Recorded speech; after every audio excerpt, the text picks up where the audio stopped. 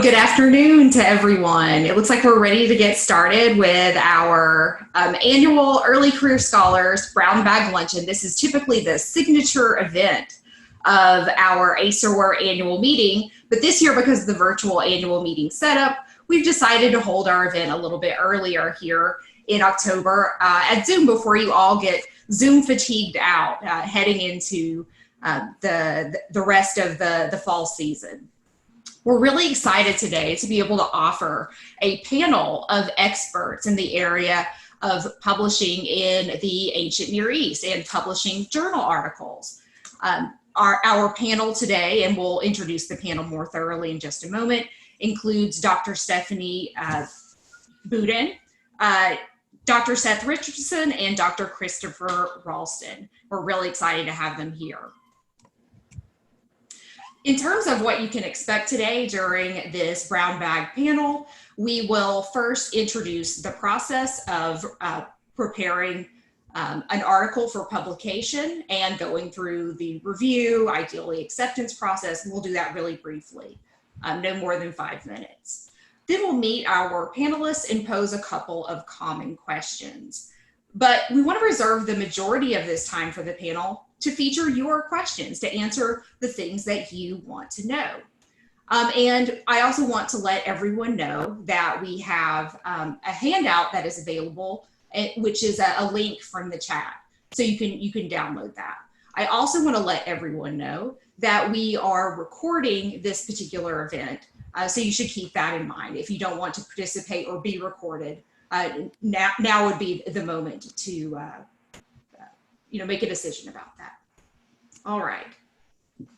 We're going to start really quickly with answering a very basic question. And this is one of the questions I am most commonly asked by students, and that is, should students be publishing? There seems to be this idea that you should always publish no matter what. But it is important to keep in mind what is appropriate for your current educational phase. Sometimes undergraduate students will ask me, should I be publishing? For the most part, the answer to this question is likely no. This is a good stage at which to present posters, to get experience talking about research. You might consider publishing in an undergraduate specialized journal, but it's probably too early at this point to be thinking about publishing. Master's students, this is a stage when you're beginning to transition.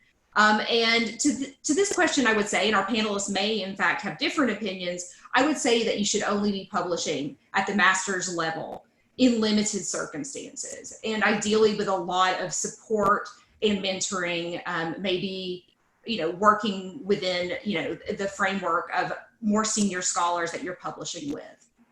PhD students, should you be publishing? This is a matter of basic survival these days. Obviously, the panelists may have different opinions than mine, but it is my opinion that PhD candidates should have at least one solid single authored paper before you finish your dissertation. That's what you need in order to be a plausible applicant on the job market, in my experience, having worked on hiring committees here at the University of Central Florida. But I will say this with a caveat. Yes, you should publish, and yes, you have a lot of work to do before you do that publication. So what does the publication process even look like for you? The first thing that you need to do is obviously select a topic.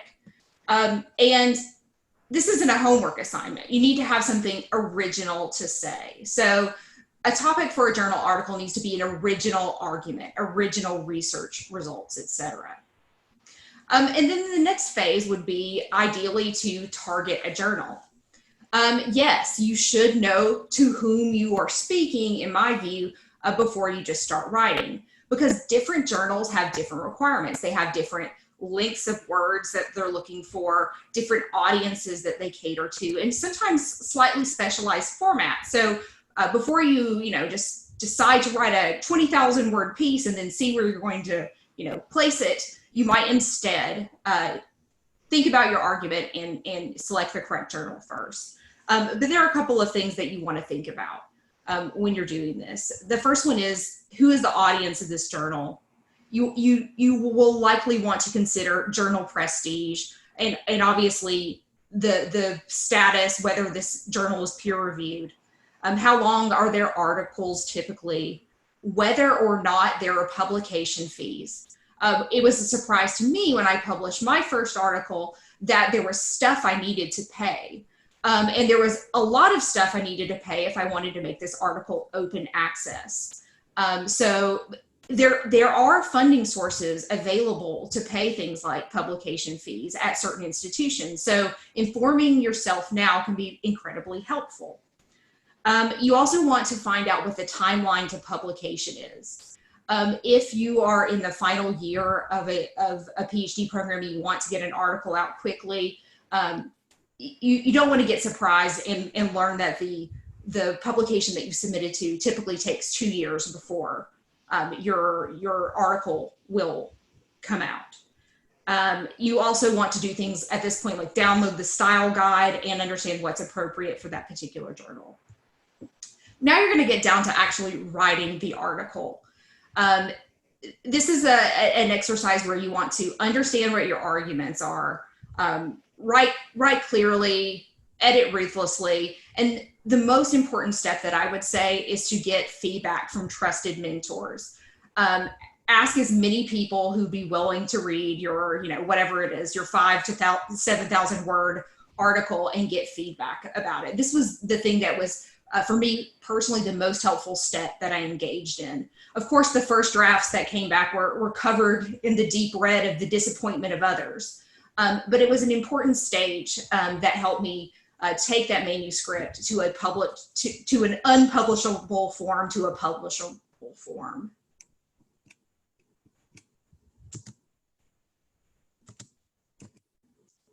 Is the PowerPoint slide advancing? No? Okay. No. The next part of the process is submit your article. And when you submit your article, depending on the publication, you may be surprised that this actually can take quite a while, sometimes a day or two, depending on the portal. So it can be really helpful to inform yourself what the portal is like before you go through the submission process. And then you're into the part of the process that most first-time writers or even experienced writers have the most trepidation about.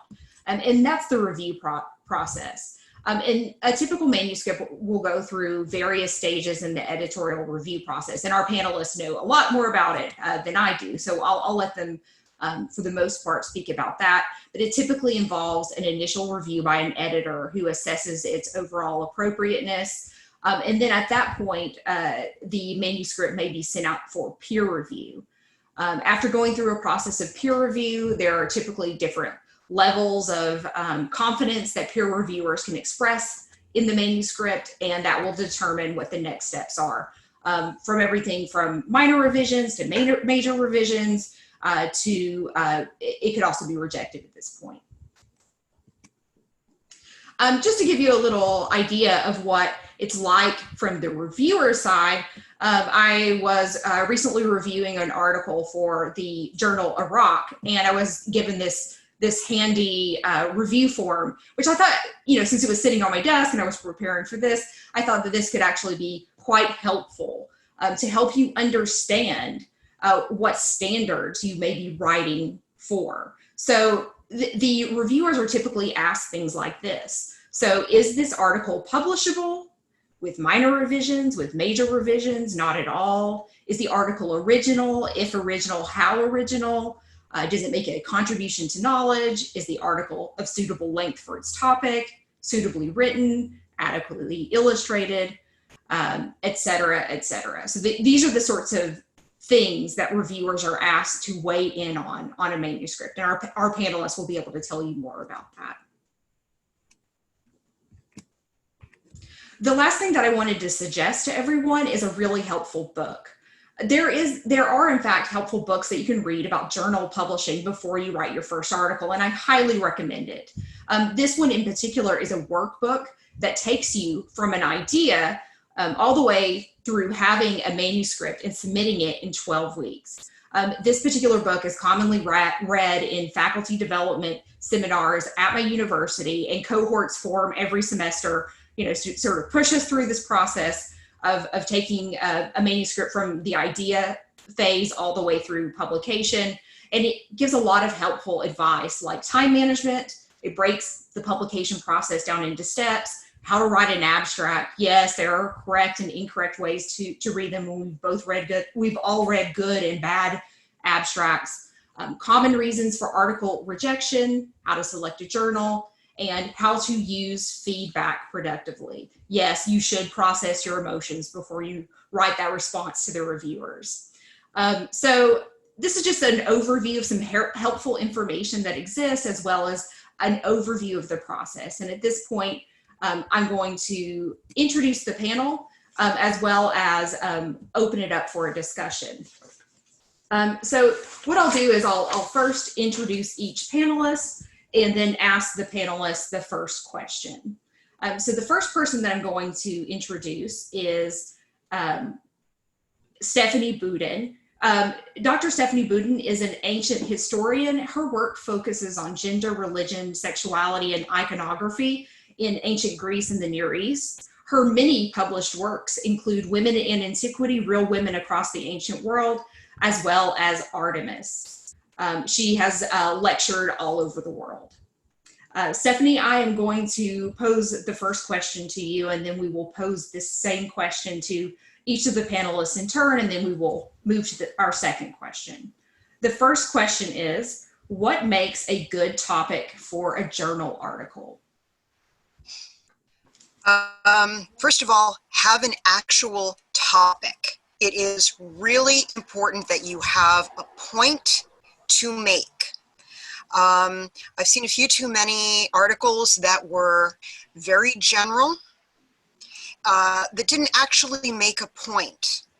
So you need a very specific topic, and honestly, the narrower the focus, the better. The deeper in you go, the bigger it gets. And so the more focused your idea is, the more cleanly you can write about it. So do not try and take your whole dissertation and summarize it for an article that is not going to work. Take a sentence from your dissertation, so to speak, at this point, at the PhD level. That is what you are aiming for. And this is critically important here, because I think this is one of the things that can be really difficult for new writers who are used to dealing with an entire dissertation. Whoa, okay. Sorry, my screen just changed. I was not expecting that. That is very important is that your topic also has to be integral, meaning you have to be able to write an entire self-contained article about your topic. Do not say, well, I discussed this in my dissertation, because no one is going to read your dissertation. So have a very specific idea about what you're writing, make it small, make it focused, and make it integral. Great, thank you. At this point, we are going to turn to our next panelist, who is Seth Richardson. Dr. Seth Richardson is a historian of the ancient Near East whose research engages various thematic domains as well as various time periods as a generalist comparativist. He is the managing editor of the Journal of Near Eastern Studies and an associate at the Oriental Institute since 2011. Seth, would you answer the first question, which is what makes a good topic for a journal article? Well, I could probably start by endorsing a few things Stephanie said. I think I'd strongly agree with the idea that proceeding from the idea that you're writing a new piece of work from a single sentence is a kind of great way to think about it. Something as much as a rewritten term paper, or as you say, a whole project sort of packed into a new package doesn't tend to work out well. What would I add to that? I guess I'd say, I guess we'll talk more a little bit later about journal appropriateness, but there are certain kinds of things that Journal of Near Eastern Studies just doesn't publish, which may be wonderful works for other journals. And I could get into that later. What we do look for are works which are broadly analytical, which have something to say to our wider readership. You know, we publish everything from Neolithic archaeology to early modern Ottoman poetics and everything in between. So you have to imagine that your article should have to have something to say generally about the study of the Near East for us. Should be a humanities based article. Having said that, we do prefer things, we do prefer works which introduce new evidence. And I would say that's a great thing to advise to almost any student, that think of your idea first, but providing new evidence is kind of a way to insulate yourself against rejection to some extent, because you are, no one can say you haven't contributed something. So we do like work that introduces new evidence. So maybe I'll just leave it there for the moment. Great, thank you. Our third panelist is Dr. Christopher Rollston, who is the chair of the Department of Near Eastern Languages and Civilizations at George Washington University. He holds a PhD in Near Eastern Studies from the Johns Hopkins University. His research focuses on biblical and ancient Near Eastern studies, especially subjects revolving around ancient languages, Northwest Semitic epigraphy, as well as scribal education. He has published widely in this field and is currently with Eric Klein, a co-editor of ASOR, and is a co-editor of ASOR. The first question, Dr. Rollston, is what makes a good topic for a journal article? Right, and thank you so much. It's great to be here. It's wonderful to see a number of friends and former students even among those in attendance. So welcome to all, and it's a pleasure to be here. I concur, of course, entirely with everything that Stephanie and Seth have said so far about this, and we'll certainly elaborate on these things a great deal more. So I would, in essence, echo some of their sentiments and simply state that it's always very useful to make sure that the topic that you are writing about and the article you're sending to a particular journal dovetails with the historic emphasis of the journal, the parameters that it has, the length, it falls within the normal length limits of that journal, and that it is original research, something that has been found on an excavation, some aspect of material culture, some inscription, some object. These are great things about which to write. Depending on the journal, it will be appropriate at times to produce a highly technical article. That's the case with ASOR. With different journals, it'll be best to write something that's synthetic, more broadly accessible, and not as technical. So in essence, look at the journal, know the journal to which you're submitting, know the sorts of articles that are usually published within that journal. And those are the sorts of things that I would emphasize just as a point of departure. Thank you. Thank you, Dr. Rollston. That's really great advice. I remember one of the pieces of advice that I was given early on is actually to download a few recent issues of the journal in question, read a number of the articles, get a feel for what they accept, what kind of things that they're looking for. So that's really great advice. Now we're going to move on to the second question, which will be posed to all of the panelists. And in the meantime, feel free to begin populating the chat with your questions, because that's what we'll be going to next. The second question is, what factors influence acceptance versus rejection at the editorial level? Stephanie. Okay, first and foremost, it is length. So cannot emphasize enough, look up the parameters of the journal before you submit something to it. I'm the editor for Near Eastern Archaeology. Our maximum word count for articles is 5,000. I cannot tell you how many articles we get pushing, 12,000 words. That's okay, right? It's like 5,000. 5,000. It's a good round number. And the thing is, after peer review, it's going to get longer. So you can't say, well, 6,000 is adequate, right? No, because by the time you rewrite it after peer review, it's going to be longer than that. So really focus on the parameters of the journal, please. That's very important. After that, is it appropriately written to the audience, as was stated earlier?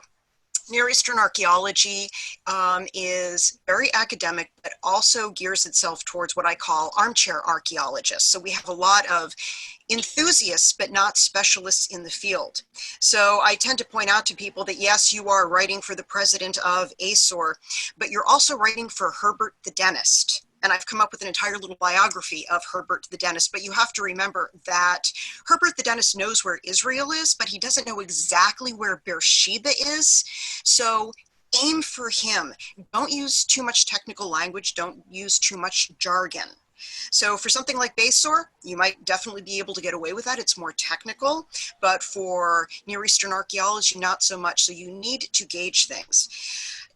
Original research, yes, definitely important there. It also has to be your own research. So just to give a couple of examples, when I first started editing, we had a woman who was a huge fan of her local rabbi who tried to submit one of his blog entries for publication and could not understand when I explained to her that, no, the person who writes the article has to be the person who submits it. You can't be a fan. We've also had people, and this can be a very awkward one here. You are an enthusiast for a certain dig. You are not involved with that dig in any way, but you choose to write an article about something found there. That can be a very gray area. So you want to publish on your own area of research and expertise. Be careful about infringing on somebody else's. So the point, the clarity, the length, what audience or readership you are aimed to, all of these things are going to contribute to whether or not it even gets past the editorial level to be sent to peer review. Thank you, Dr. Budin. Dr. Richardson? Thanks. I'll make just one quick friendly amendment to the previous, that it's a great idea to go check out the journal you're submitting to, but I would add that sometimes going and downloading and seeing the website and so forth is not really enough. This is one of the remaining instances where going and holding,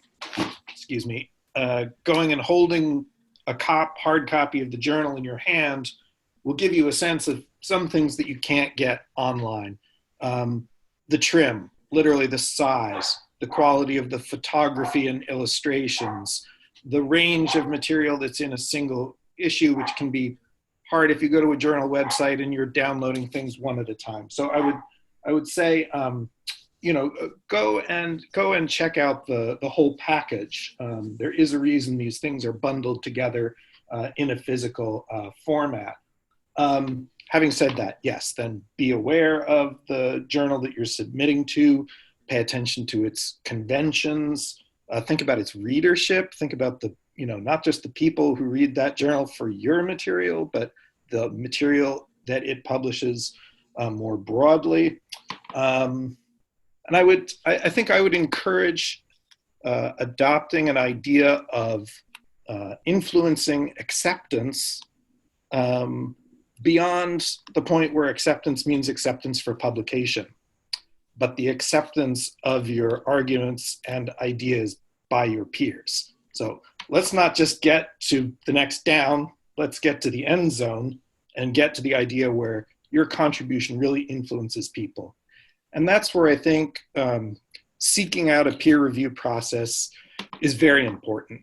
And not just to have it so that you kind of pass through the gauntlet and manage to survive a trial by fire, but where you can expect to receive a process which sharpens your ideas, obviously gets rid of some mistakes and rough edges and that kind of thing, but also helps to guide you towards making a final product that will be durable, that won't just be there for the next couple of years. So yes, think about it everywhere from publication minus 12 months, where you have people read drafts of it and you can revise, through a peer review process that may go through several rounds, where you take on board very seriously critiques, suggestions for improvement, that kinds of thing, so that when you get to the end, you don't just have something which manage to get through, right? You get something that lasts. So I'd think about acceptance in those broader terms. Thank you very much, Dr. Richardson. Dr. Rollston, what factors influence acceptance versus rejection at the editorial level at BASOR? Right, so I would concur with the things that have been mentioned so far. So I'll reflect broadly for a moment or two on this. Good content, obviously, something that's implicit in everything that we've said, and I think that's definitely has to be the case. Good grammar is also important. The presence of numerous typos will impact, either at the conscious or the subconscious level, the reviewers and the views of the reviewers regarding the article. So make sure that it's clean, make sure the grammar is good, make sure that the formatting or the style sheet of the journal is adhered to, make sure the bibliography is clean as well, make sure the font is consistent, make sure the illustrations present in the article are high quality and appropriate, not too numerous, but not too few. Make sure that the sources that are cited are the best, both primary sources and secondary sources as well. Make sure that it's convincing, that it's comprehensible, that it's lucid, and those sorts of things are always very helpful. Make sure also that civility is present in the article.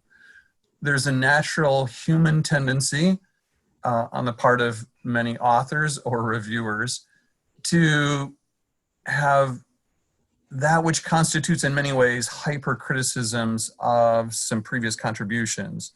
That can actually be problematic at a number of levels. First of all, it's difficult to read something that's hypercritical of everyone else in the field or most people who've made previous contributions. And the other thing to remember is that the reviewer could very well be one of the people you're critiquing. And so if you're brutal and almost nasty at times, this is going to be a real problem. So remember that.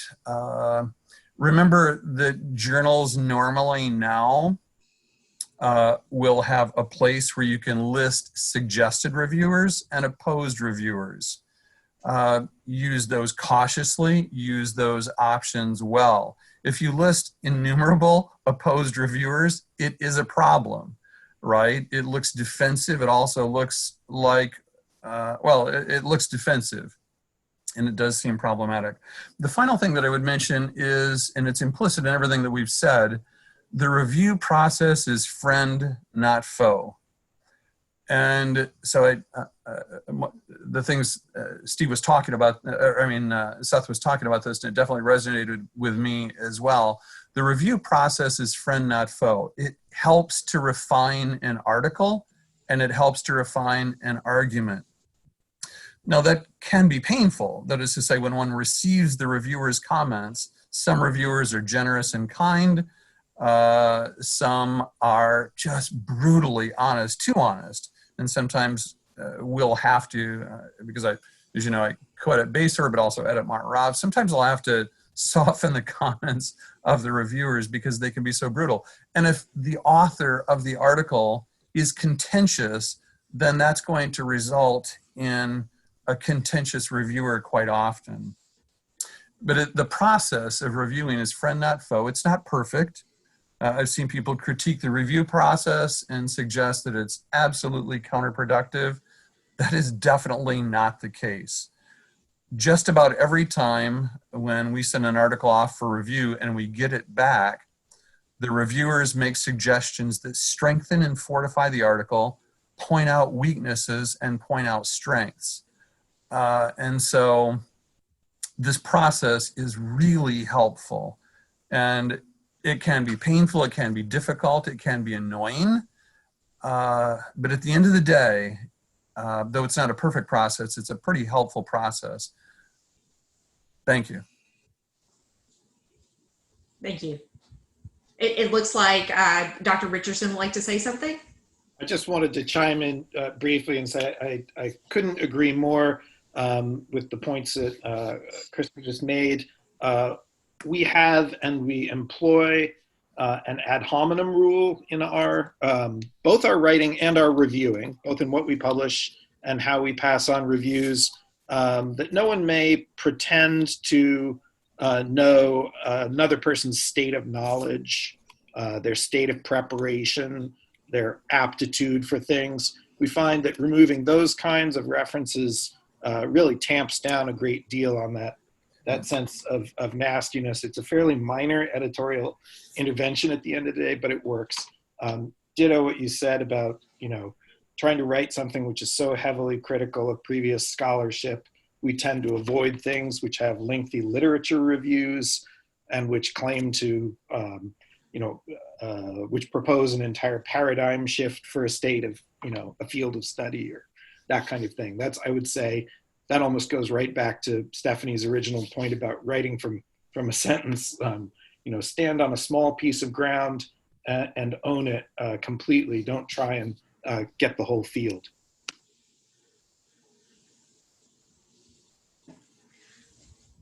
Great. Do any of the panelists have anything else that they would like to say about these particular questions? Yes, Dr. Budin. All right, thank you. There are two other points of general consideration that I would like people to know, because this has been really significant for me as an editor and as a writer and as everything else. Two things. First, when you are writing, and you've heard to write clearly, aim for clarity, I'm going to emphasize this a lot, and I'm going to say you want to write to communicate, not to impress. And this is something I see an awful lot with junior scholars. You are still in the mode of writing to convince your dissertation director that I am ready to be accepted as an adult in this field. And so there is too much jargon and there are too many shibboleths, and you're writing at a very lofty level that shows how smart I am. It does not convey the information to you. And as someone who works kind of both sides of the field, if you will. I do classics and I also do A&E studies. I am very used to the idea of trying to get people from different fields to write in such a way that they understand each other, which is a lot more difficult than you might believe, especially if you've ever dealt with classicists, but I won't necessarily go there. The thing is, you want to write to make what you are saying very clear to your readership. You're not trying to impress them. You are not showing off. You are communicating your ideas clearly. Einstein once said that you want to be able to convey an idea clearly enough that your grandmother can understand it. Your grandmother might be Kathleen Kenyon, okay? So what I'm going to say is I want you to write clearly enough so that my grandmother can understand it. Let's just say aim low, no disrespect intended. So that is the first thing. Communication, not impressing anyone. The second thing is far more technical and ultimately far more annoying, but it's something that you need to keep in mind when preparing articles for publication, and that is the notion of photo rights. Different museums own the rights to objects and images in their collections. If you just download a picture of this pot or that painting and try to put it into your article saying, I got it on Wiki Commons, be careful. You can potentially get sued, fined, or have your article yanked from publication because you did not have rights for the images you are using. So find out about that. Even contact the journal you're thinking of publishing in saying, I need to use these images. Is this going to be okay? If they don't know for certain themselves, they will run it past their lawyers and they will find out exactly what you need. It could be a free image. It could be that, I took this picture on the dig. Fine, it's yours. I want to use a photograph of the Mask of Agamemnon. All right, you need to contact Art Resource and that's going to cost you $60 for color photo rights. It can run the gamut and it can be expensive. So keep that in mind and make certain you get information about reproduction rights for images before you go through this publication process and find out that you owe somebody $180. So those two things really should be kept in mind as just final data. Great, thank you. At this point, I'm going to turn it out to questions from participants. Tina, what questions do we have in the chat? Yes, we already got several. So I'm going to just ask the first one that came up, which is from Anna. And Anna asks, I have heard that you should be publishing in the best possible journal, even as an early scholar. So you should aim high. Is that always true? Yes, let's discuss journal prestige. We hear a lot about it. Everyone says, oh, you should, publish in the best possible journal. What are your reactions, panelists? I'll go ahead and start. I'm sure others will weigh in as well. I had this conversation a long time ago with James Crenshaw, and I was writing an article on wisdom literature, Ben Sira in particular. And he was a mentor and a friend, and I told him that I was going to shoot for a second-tier journal, not a first-tier journal with my first article. And he said, don't do it that way. Send it to a first-tier journal. He said, if it's rejected, you can always move down, but why start lower? Shoot high and then work down. And I actually did it, and that article was published in JBL. It was good advice, and I think Crenshaw was quite correct from my perspective. Keep in mind that timing can be a serious issue. Your first-tier journals generally have nice, long queues and waiting lists. So if you want to get something out for right when you're a year away from graduating and you want something on your CV for when you hit the job market. I remember hearing once that I think ASOR has a 2-year list or something like that. I remember submitting an article once that took 18 months just to get through peer review before it went into the queue, so that it was a subsection of a chapter of a book and the book got published before the article actually came out. So remember that those very high-end journals can have very long waiting times. Just keep that in mind. I guess maybe I'll be a slight odd man out. I'm not sure what a best journal really means. There are questions of appropriateness. There are certain kinds of things that belong to certain journals and other things that don't. I mean, I can think of a few journals that I don't think are the greatest, but it doesn't really influence how I see individual articles. I'd say peer review is more important. It's a kind of question that I think is ultimately, in our fields, probably more important for placing your book than your article, frankly. So I'll leave it at that. Right, because Anna follows up asking, is publishing in a moderate level journal then hurtful for your job prospects? So the other way around, if you don't publish in high tier volumes, does that influence your perspective? I think if you've gotten to a point where people are reading your work because they're considering you for a job, they're reading what's in the work and not where it appeared. So again, I would avoid that. I would say that peer review not only helps you in the ways that we've already described, but it does also still carry that imprimatur of the fact that your work has been evaluated by peers and that you've responded to bring it up to the standards of your field. So I'm going to shy away from using words like best and insist on peer reviews as the really important thing there. Also, I wanted to slip one thing in just because this can start to sound like, there are a lot of rules and regulations and do's and don'ts, and that this is a very Byzantine process, when I think we all intuitively know that if we just get a great work, it'll work out. And I'll just point out, it's a good day to say this. The new issue of Journal of Near Eastern Studies just appeared last night at midnight. I happened to be up and saw it appear for the first time. It was kind of like seeing Santa Claus arrive. And I'm happy to say that 3 of our 10 article authors are PhD students. So this is, I just want to say something positive in the sense that, we're not describing an impossible task. This can happen for you. Right, and it also bears mentioning that the right journal for your piece may be somewhat field specific. So it really is important to speak to your mentors about what a good match might be. Talk to different people, get various get wide-ranging advice. Whether prestige, for example, might matter a little bit more in anthropological archaeology than in other humanistic disciplines. I say this from someone whose work kind of spans both worlds of the humanities as well as anthropological archaeology. So in addition to everything that the panelists are saying here, I might also add that. Tina, do we have another question from the chat? I also wanted to add that we do have that handout that we're going to post at some point. I believe Vanessa, who's on here, has it. But that handout contains a list of journals that we thought of might be appropriate to publish in for our field. And then also has the links to where you can see the guidelines for that specific journal and what they expect you to send in.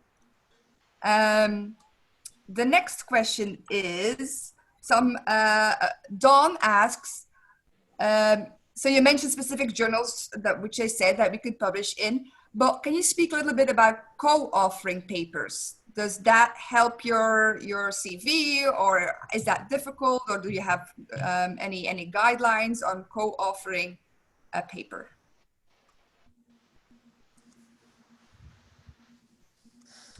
Yeah, I think in the field of archaeology and epigraphy, co-authoring is definitely the norm. I think it's a good thing.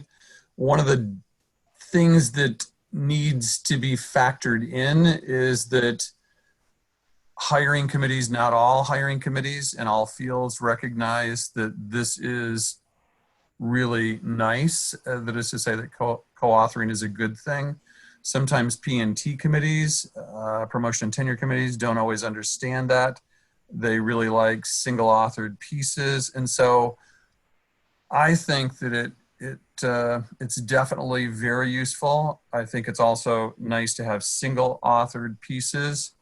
And depending on the institution at which you're at and the composition of the P&T committees, factor that in also, because ultimately the goal is to be able to retain a position one has arrived at, for example. But I have been doing more co-authored articles as the years have passed, and it's a really enjoyable thing. But do factor in what P&T committees want also.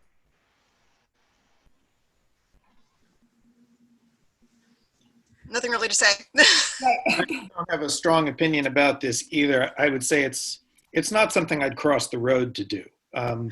I've recently had the first co-authoring experience where it really was a case that someone else had the other half of a jigsaw puzzle piece and I had the other half, and we put it together, and it really was a work together, which was different from simply just writing something together on a similar topic. So it's great when it happens, but I'd save it for that. Great. To follow up, somebody asks, I see a lot of students or young scholars that publish a lot of stuff just to have something out. Does this impact the job hunting afterwards if you just have like a lot of random stuff on your CV? It's not good. It's really not good. And one of the things that I've noticed a fair amount of, and I personally happen to scorn, are the people who republish the same thing over and over and over and over again. I once had a colleague who had 2 papers total in her repertoire, and she gave those papers over and over and over again at conferences. And because she did that, she actually had to refrain from publishing them, because once they were published, it's, well, you can't do that again, you've already done it.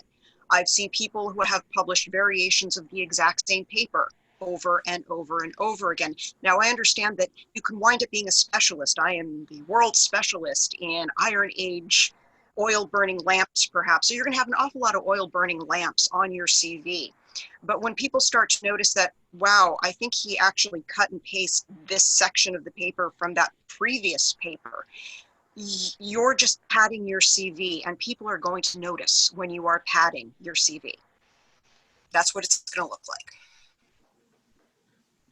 like. I've never had a conversation in which someone who was evaluating me, although that's a long time ago now, said, oh, I really like that you published X number of things. The conversation was always about something that interested them. And it served much better to have even one thing published that many different people could talk about, could find something in, than to have, you know, this isn't baseball. It's not going to be about your batting average here. Right, and something else that's, so I agree with everything that's been said. Something else that's useful to consider is the fact that when one is younger, one might say things that end up, especially if one publishes too much, one can end up saying things that later one comes to regret or disagree with. And so I think high quality publications, which are fewer in number, versus lower quality publications, which are much more numerous. Well, the lower number of publications and the higher quality, definitely the way to go. Another thing that I think is useful to mention is the fact that with regard to originality, all, I think, of the software that's used by journals now can give you a percentage. So when an article comes in, we can actually see how much of the article has appeared elsewhere.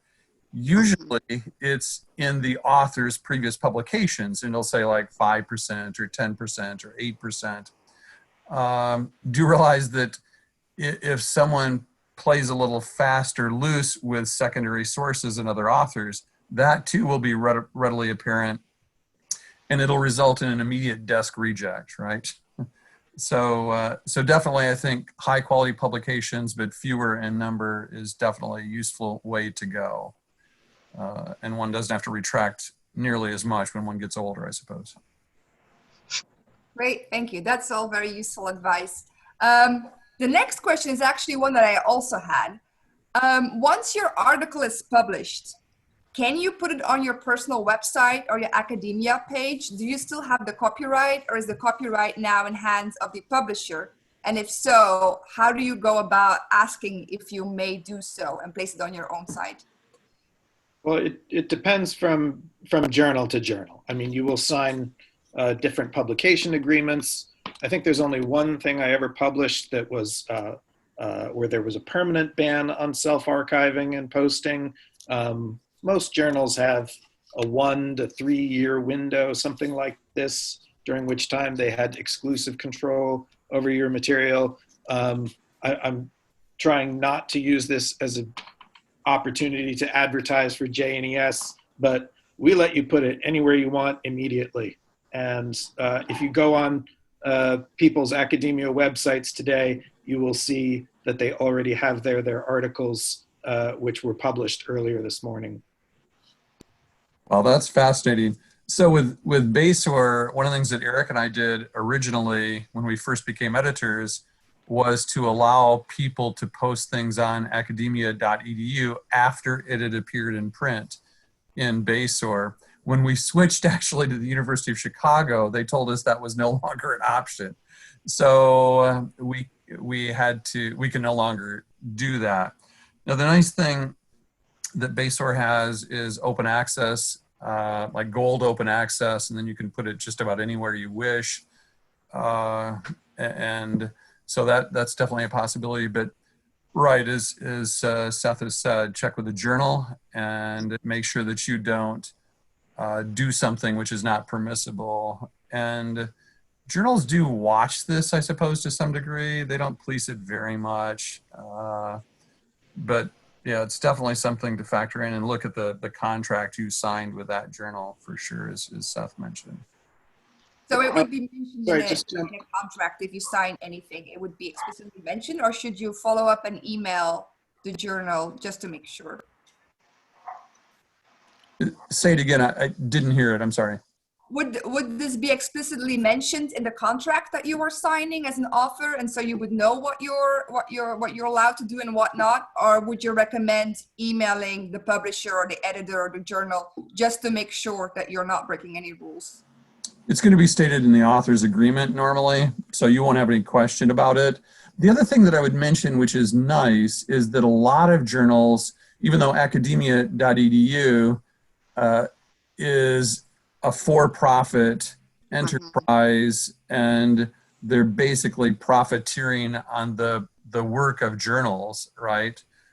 Because they don't pay anything, academia.edu doesn't, for the articles that are posted on their site, whereas a journal has a huge investment in typesetting and layout and printing costs.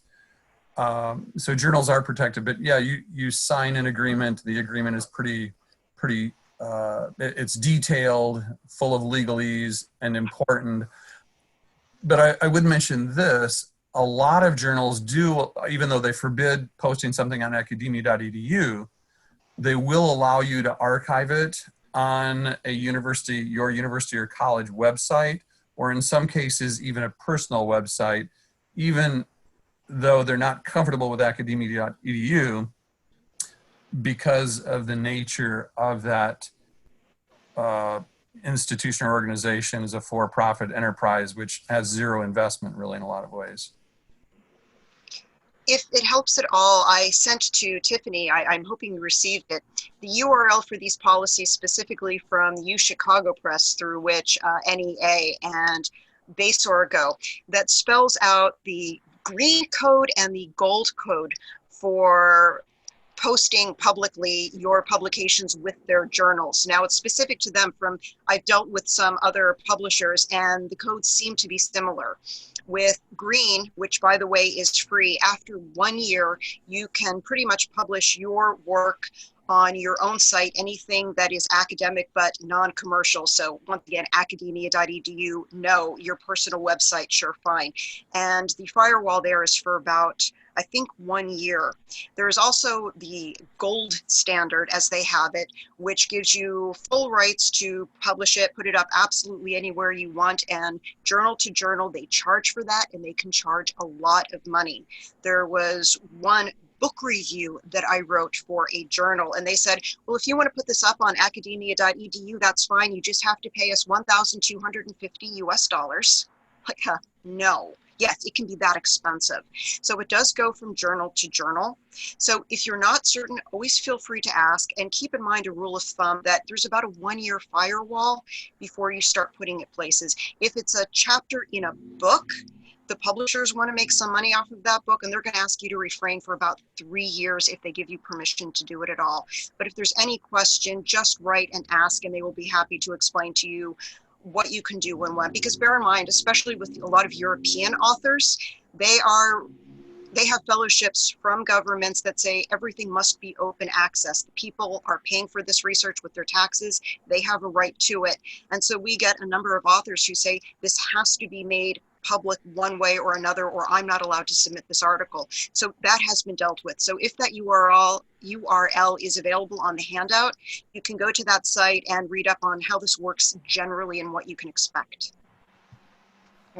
Just to clarify, there are numerous different academic cultures and business models, but just to give a sense that there are some different ways to think about this. The fact that we allow people to freely post their material isn't just the equivalent of leaving the liquor cabinet unlocked. There's actually some thinking about this. We're also a University of Chicago journal. Our publication agreement also says technically that you may not do this.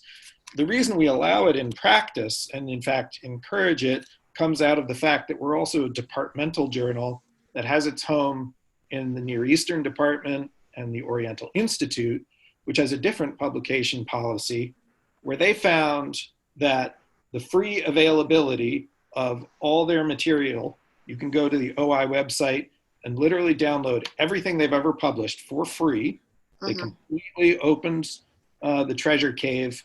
Not only didn't hurt the sales of new and older material, it actually improved things. So we're actually experimenting just with a different model where this kind of aggressive openness promotes the sales. So there's some thinking behind it as well. It can act like marketing. Yeah, I've posted a lot of my stuff on academia.edu, usually after the moving wall makes it possible. But yeah, I actually like it. I have a fair amount of stuff up there. So when Eric and I were told that we couldn't actually allow authors to do that anymore. We were both disappointed, and it was almost a deal breaker for us with regard to whether or not we went with Chicago. From our perspective, it wasn't our call. Well, just don't tattle on me to Carrie Roan. No, I won't say it's everything stays here. So, for sure. But yeah, we definitely grieved, Eric and I did, about that move, that we were told we couldn't allow authors to post on academia.edu. Do we have a final question in the chat, Tina? Yes, we actually have one more question from Matt, and I'm going to read it completely so to make sure that I understand what he's trying to say. He says, touching on the idea of interdisciplinary crossover, what do you recommend for scholars coming from backgrounds that are not from ancient Near East, for example, archaeology or anthropology in general, but are trying to intentionally bring dialogue between the two disciplines? I think his question is, would you publish that even though it's not specifically A&E, but he wants to broaden the field, and then would that be acceptable? Heck yes. Obviously, I mean, with my own background, I'm automatically going to say that's an absolutely wonderful idea. And once again, it brings to the notion of write clearly. Give a draft to somebody who is not in your field to get a sense of what's jargon and what are shibboleths, because you don't always realize it from within your own field. When I was editing the Women in Antiquity book, we had people from all sorts of field, including deep A&E and deep classics and Viking studies, but whatever. And so we were presenting this idea to them, and you explain to people in the A&E studies that they're writing for people outside their field, and they immediately drop down as if they're speaking to fourth graders. Like they have these really short sentences and they're explaining everything. Now, cuneiform, and you almost expect them to have a pronunciation guide for it. And we had to explain, okay, they're scholars. They're not fourth graders. You can use grown-up language with them. And on the flip side, we had classicists who didn't realize that, okay, don't give the title of the play in Greek. Just give the English title. That's going to help an awful lot. So people don't necessarily know where boundaries are. So a lot of times, once again, give it to your grandmother to read, unless she's Kathleen Kenyon, in which case, well, you can't give it to my grandmother, but give it to someone who is intelligent, maybe in academia, but just in a different field. And when they say, what's the CAD? It's like, oh, right, Chicago Assyrian Dictionary, spell it out somewhere. And you can use the acronym, just make certain you explain what the acronym is someplace along the line. Give maps. Maps are wonderful. If necessary, give timelines so that people not in your exact field can follow you. And then otherwise, welcome people with open arms and say, hey, this is what I do. Hey, that's what you do. This is great, because we need way more cross-disciplinary action in academia as far as I'm concerned.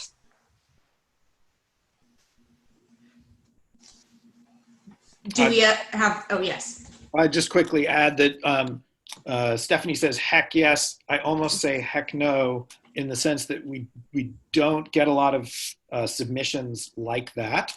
In that respect, JNES is pretty old guard, and I would expect that a lot of work like that might go elsewhere. Having said that, in our next issue, we're publishing a very long piece, again, by a recent graduate student, now beginning a postdoc, who has written a paper on political theology and Egyptology. And it's very much to the point of being interdisciplinary work, to the extent that we're actually not publishing it as an article, but as something like a review article, a thought piece. So it's great scholarship. It can be very interesting. It might not fit with certain templates, but that's up for negotiation. I have a bit of a follow-up question. So let's say I have this great idea for this interdisciplinary treatment that I want to do. Would it be a good idea to write the journal editor and ask if this person, thinks the idea has merit to start a conversation? Yeah, that's always a good idea, I think, to touch base with the editor if there's some concern about the applicability of the article for that journal. So yeah, that's a good idea. And editors are always happy to dialogue about those things and to say, yeah, maybe this works, maybe it doesn't. Send it to me when it's about done and we can look at it. Yeah, all of those conversations are useful. Great, thank you. Well, it looks like we, yes. I'm sorry? One very short last question. Somebody just wants to know, what if I take a picture of an object in a museum? Do I own the copyright for that picture, or does the museum still own the copyright? That's a tough one. The thing that Bruce Zuckerman used to remind me of is he would say something like this in such a situation: you want to work in that town again. So in other words, if you take the photo yourself and at some level it's your photo, but it's not your object. So I always clear it with the museum as well, just to make sure that there's no problem at all, because some museums really are pretty strict. The British Museum, for example, can be quite strict about such things. So even though it's your photo, it's not your object. Right, great insight. Well, the time for our wonderful panel today has come to a close. I would like to finish by thanking again all of the panelists who have given so generously of their time as well as expertise. I would also like to take this opportunity to thank other early career scholars members who have contributed to the success of the event, particularly Tina Rosala, who has been co-moderating today, as well as Vanessa Workman, who designed the handout, and Petra Creamer, who was so instrumental in publicity for this event. So I'd like to thank all of you for participating today. And this particular session will be available as a recording on ASOR TV along with the handout. So you'll be able to see this really soon. Seth, you had a question? Just to say, I see there's some leftover questions. Anybody is welcome to write me. Great. Same here. Thanks so much. It was great to be with all of you. Great. Thanks for coming again. Thank you. Thanks all. Bye. Bye.